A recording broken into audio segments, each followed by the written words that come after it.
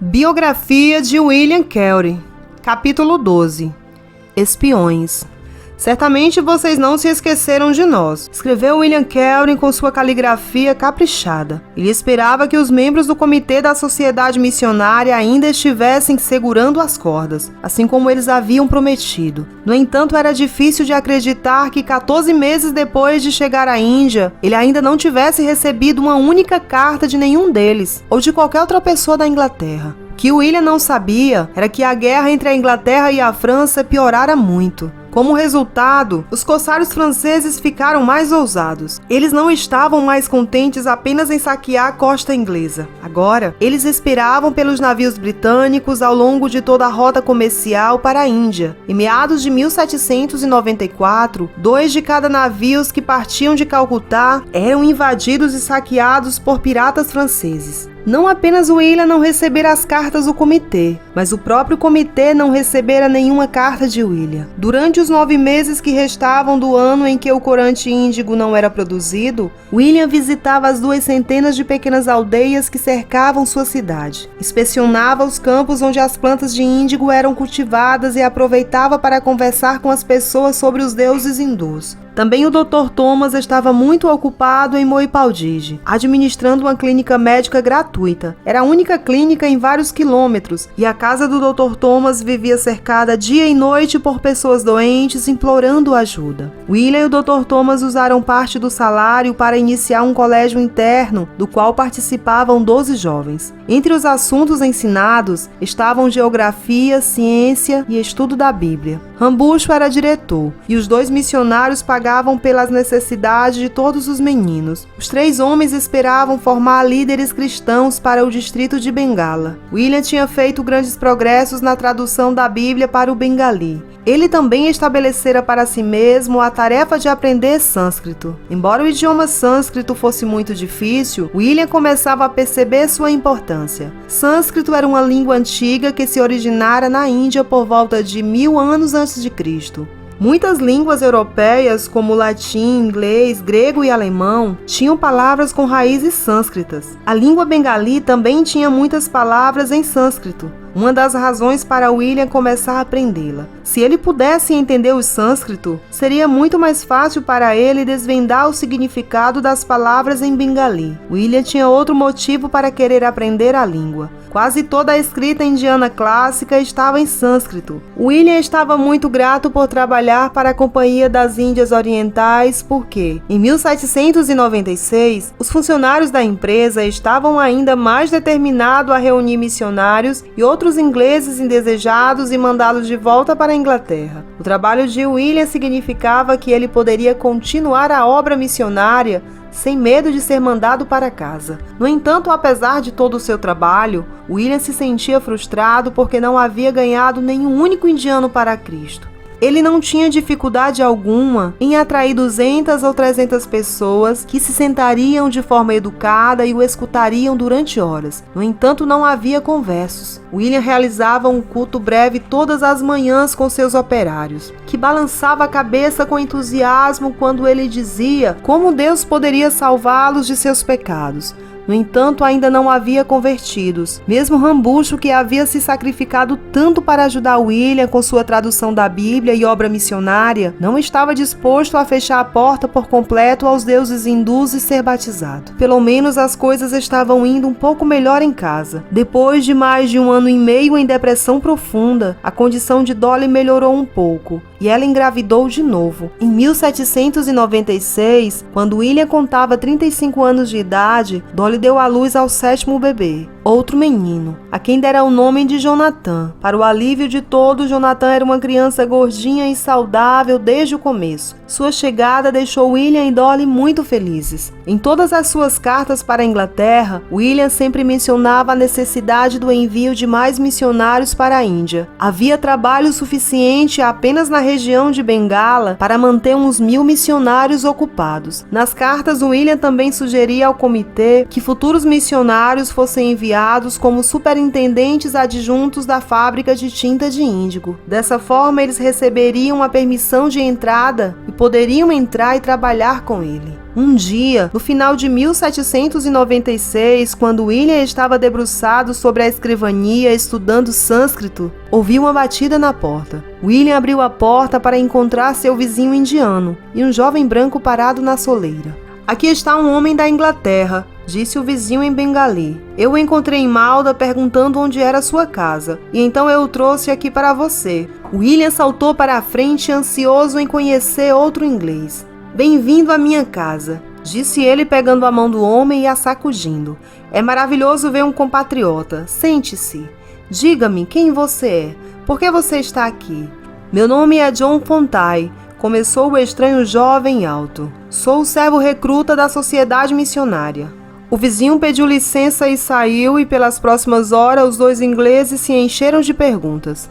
William soube que John Fontai morava perto de seu condado e que ele conhecia muitos dos seus amigos. John Fontai também era um homem segundo o coração de William. Ele deixara a noiva para trás e, para economizar dinheiro para o comitê, servira como servo na viagem à Índia. E, de acordo com sua permissão de entrada, ele tinha vindo para a Índia para ser um assistente superintendente da fábrica de tinta de índigo em Mundinabat. John Fontai também acabou sendo um bom supervisor de fábrica. Fazê-lo assumir uma série de responsabilidades da fábrica significava que William poderia dedicar mais horas a seus trabalhos de tradução. Em março de 1797, a tradução inicial de William da Bíblia para o bengali estava completa e pronta para ser impressa. A questão era como e onde imprimi-la. O plano original era mandar um manuscrito acabado de volta à Inglaterra e lá ser impresso. Mas com o número de piratas franceses rondando atrás dos navios ingleses, isso não parecia uma boa ideia. Demorou um ano de muita consideração para William se convencer de que a nova tradução da Bíblia deveria ser impressa na Índia. Para ajudar nesse processo, George Whitney comprou uma prensa de segunda mão em Calcutá para William. "A prensa estará aqui em um mês", disse William animadamente a John Fontai. "Ela está sendo enviada rio acima por uma barcaça, mas há muito o que fazer para se preparar para a sua chegada. Estou pensando em instalá-la na sala de jantar, logo abaixo da janela, para termos luz natural." À medida que a notícia sobre o que William pretendia fazer se espalhou pelo distrito, um amigo lhe ofereceu dinheiro emprestado, o suficiente para comprar o tipo e o papel necessário para produzir 1000 exemplares da Bíblia. Devido ao tamanho da tradução, cada Bíblia consistiria em 4 livros separados. William planejava vender metade das Bíblias produzidas para pagar o empréstimo, depois doar o restante. William esperou com ansiedade a chegada da prensa. Quando ela chegou, os servos indianos decidiram que a máquina deveria ter alguma magia e a chamaram ídolo do Senhor.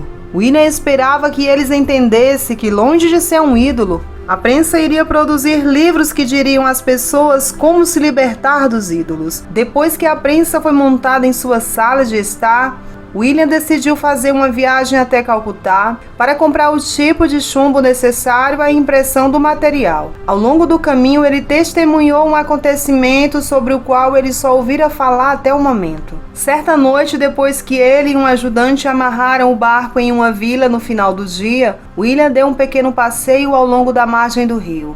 Ele viu uma grande multidão entusiasmada reunida. Imaginando que poderia atrair tal multidão, William abriu caminho até a frente, onde viu uma grande pilha de madeira. Ao lado havia uma mulher vestida de branco. A mulher dançava como se estivesse em transe e jogava pequenos pacotes de comida para a multidão de uma cesta que estava carregando. William observou que as pessoas corriam para pegar os pacotes. Com clareza assustadora, William de repente percebeu o que estava prestes a testemunhar. Sati, a prática hindu da esposa queimada na pira fúnebre com o marido morto. Era uma prática comum porque os hindus acreditavam que se a esposa morresse ao lado do marido, isso levaria e a toda a sua família a 14 passos mais perto do céu. Ali mesmo William começou a pregar. Ele implorou a mulher para considerar, dizendo-lhe que cuidaria dela se ela fosse embora com ele. No entanto, ela não quis. e em poucos minutos ela se deitou em silêncio sobre o corpo do marido morto e colocou o braço em volta do pescoço dele. Estacas grossas de bambu foram colocadas sobre os dois, prendendo-os de modo que não havia como a mulher se mover ou escapar, e em seguida, com um movimento rápido, o fogo foi ateado. Haribol, Haribol! A multidão começou a gritar. As palavras eram uma exclamação hindu de alegria. William se sentiu mal do estômago e voltou para o barco. Não importava o que acontecesse. Ele prometeu a si mesmo naquela noite que ele encontraria uma maneira de parar aquela prática terrível. Quando voltou para casa da viagem a Calcutá, William encontrou uma carta esperando por ele. A carta era do Comitê da Sociedade Missionária, mas 2 missionários estavam a caminho da Índia. Com a notícia, William sabia que era chegada a hora de agir. Com o passar dos anos, ficou claro que a fábrica havia sido construída no lugar errado. O rio Tangã transbordava com muita frequência, inundando a fábrica no processo. Como resultado, o negócio não era tão lucrativo quanto poderia ou deveria ser. Embora fosse capaz de sustentar William, sua família e John Fontaine, não sustentaria financeiramente toda uma comunidade de missionários. Por algum tempo, William admirava uma pequena fábrica de tintura de índigo em Kijispur, 19 quilômetros mais acima do rio Tangã. Lá o rio não inundava com tanta frequência e a casa principal tinha uma grande área plana ao redor, onde mais casas e uma oficina poderia ser construída com facilidade. Ao ouvir que novos missionários chegariam, William decidiu comprar a fábrica. Era um movimento ousado, mas oferecia muitas vantagens. O filho mais velho de William, Félix, tinha agora 14 anos. E William queria que ele aprendesse a trabalhar duro e a supervisionar a fábrica. A compra da fábrica também forneceria uma base permanente e uma renda estável para os missionários vindouros. William deu uma entrada para o pagamento da fábrica com o dinheiro que ele havia guardado com o superintendente. Então, começou o trabalho de supervisionar a construção de mais casas e uma gráfica para a prensa. Em 27 de outubro de 1799, William enviou John Fontaine a Calcutá para aguardar a chegada de 2 missionários da Inglaterra. A carta do comitê havia dito que deveria esperar por eles aproximadamente nessa época. Embora nenhuma menção tenha sido feita sobre exatamente em qual navio eles estariam viajando. 2 semanas depois, William recebeu uma mensagem e um artigo de jornal de John Fontaine. A mensagem dizia que John estava indo para Serampore, e o artigo de jornal recortado da primeira página do Gazeta de Calcutá contava o restante da história. Sua manchete brilhava: missionários papistas mandados de volta para casa. Foi um choque. O artigo era sobre os missionários que William enviara John para receber. A palavra papista significava católico romano. Para os britânicos que estavam na Índia naquela época, católico romano significava francês, e francês significava espiões. De alguma forma, o repórter havia confundido batista com papista. William leu e descobriu que os missionários haviam fugido para Serampore, o assentamento dinamarquês 22,5 km ao norte de Calcutá, no rio Hooghly. O capitão do Criterion, navio americano que havia transportado os missionários, estava sendo responsabilizado pelo transporte de pessoas sem licença, possivelmente até espiões para a Índia. A menos que eles a entregassem às autoridades britânicas ou prometesse devolvê-las à Inglaterra, seu navio não teria permissão para descarregar ou pegar mais cargas na Índia. Como se isso não bastasse, o jornal informava que o grupo de missionários era composto por 8 adultos e 5 crianças. Todos eles teriam sido enviados para trabalhar com a missão? William se perguntou. De Buninabat havia pouco que ele pudesse fazer de pronto, exceto orar e esperar para ouvir mais notícias de John Fontaine. 2 semanas depois, John chegou em Mudinabat, com ninguém menos que William Hardy, o jovem tipógrafo que William conhecera, e por quem orara em Hull durante a turnê de palestra na Inglaterra 6 anos antes. William Hardy recebera um visto temporário dinamarquês por parte do coronel Beer, o governador do Serampore. O visto permitia que ele viajasse sem impedimentos através do território britânico. Enquanto os 3 homens conversavam, William descobriu que havia 8 adultos e 5 crianças no grupo, e não 2 pessoas como o Comitê da Sociedade Missionária havia dito. O grupo que partira da Inglaterra consistia em William Grant, sua esposa e seus 2 filhos, Daniel Brusdon e sua esposa, Joshua Mashman, sua esposa Hannah e seus 3 filhos, William Hard e sua senhorita chamada Mary Chide. Tragicamente, pouco depois de chegar a Serampu, ficara gravemente doente e morrera, provavelmente de febre tifoide, doença muito comum na região.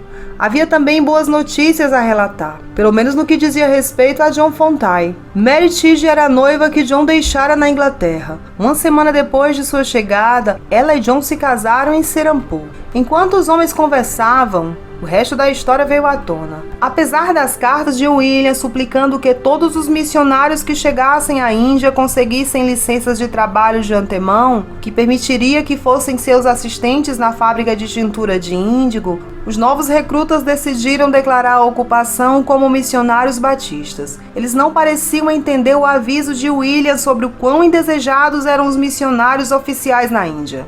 E eles nem consideraram a posição difícil em que colocaram o capitão do navio. Depois de fugir do navio, o grupo alugou um pequeno barco para levá-los rio acima até o assentamento dinamarquês de Serampu, onde no presente momento todos estavam hospedados em uma pensão. Eles também visitaram o governador dinamarquês do assentamento. O governador Bee era um cristão ativo, e eles o recebeu bem. No entanto, ele tinha poucas esperanças de que pudesse ajudá-los a conseguir permissão para viver na Índia Britânica. Em vez disso, ele lhes ofereceu vistos para morar em Serampu sob proteção dinamarquesa. Uma vez que a história já era de conhecimento público, William escreveu cartas para todos que ele sabia ter alguma importância em Calcutá, mas ninguém podia ajudar o grupo. A mensagem era clara. A Companhia das Índias Orientais não queria que os missionários interferissem em seu território. Ponto.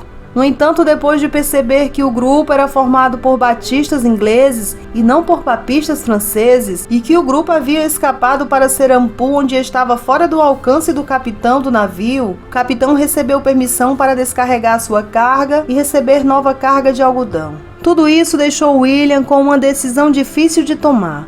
Ele deveria terminar a mudança para Kirdispur e a nova fábrica de corante índigo, ou ele deveria ir a Serampu, onde o coronel Bee dera aos missionários permissão para viver e trabalhar sob a proteção dinamarquesa? William tinha boas razões para continuar com a mudança para Kirdispur. Ele acabara de investir todo o dinheiro disponível nesse lugar. Ele também já havia transferido a família para sua nova casa e montado a prensa. Sabia que a fábrica deveria produzir corante índico suficiente para suprir mais do que adequadamente o sustento de sua família e para o crescente trabalho missionário. E havia também muitas pessoas na área que haviam doado com generosidade para ajudar a abrir as escolas da missão em toda a área de Dinajpur. E mesmo que ainda não houvesse cristãos convertidos, muitas pessoas haviam ouvido a mensagem do evangelho pregada, e William esperava um progresso em breve. E como ele poderia desistir da permissão de trabalho sabendo que ele não receberia outra? De onde viria o dinheiro para que todos eles vivessem se ele não pudesse trabalhar? Por outro lado, estava na hora de publicar a tradução em bengalim da Bíblia para o povo. Para fazer isso, ele precisava de uma prensa. Além disso, o comitê da Sociedade Missionária havia enviado 13 pessoas esperando que ele fosse seu líder. Contudo, como ele poderia fazer isso de forma efetiva, estando a quase 320 quilômetros de distância deles? Levou 2 dias para que William decidisse se mudar para Serampu. No entanto, seria a decisão certa.